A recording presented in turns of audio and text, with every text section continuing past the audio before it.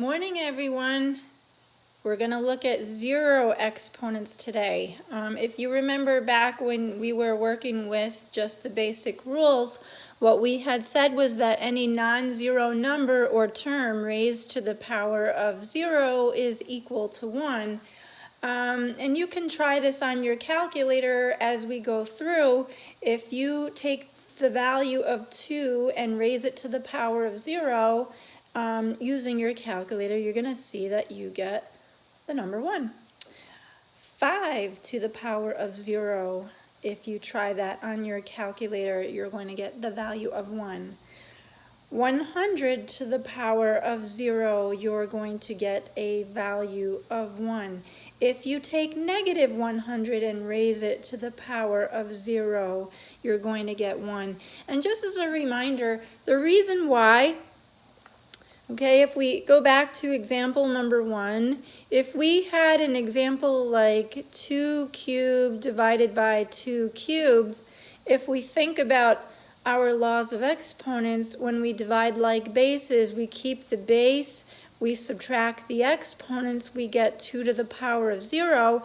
And thinking of this another way, 2 cubed is 8.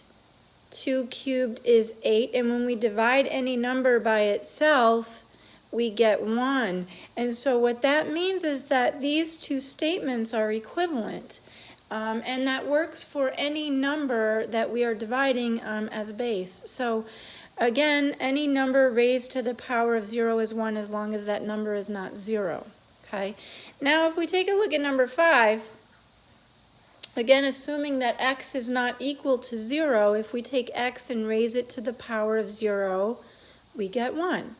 If we take the quantity 5x to the 4th and raise all of that to the power of 0, we get 1. If we take negative 100a squared b cubed c and raise this whole thing to the power of 0, we get 1. Okay. Number 8, though, is a little bit different. We have to really think here about what is our base. What is actually being raised to the power of 0? Our base here is just the a. So only this part is equal to 1. So really what we have here is negative 3 times 1, or negative 3. So again, when you want to think about these, always think back to what is your base. In problem 7, this whole thing is my base. This is what's being raised to the power of 0. In number 8, only the a is my base, and that is the only thing being raised to the power of 0. So there's a little bit of difference sometimes in how these examples work.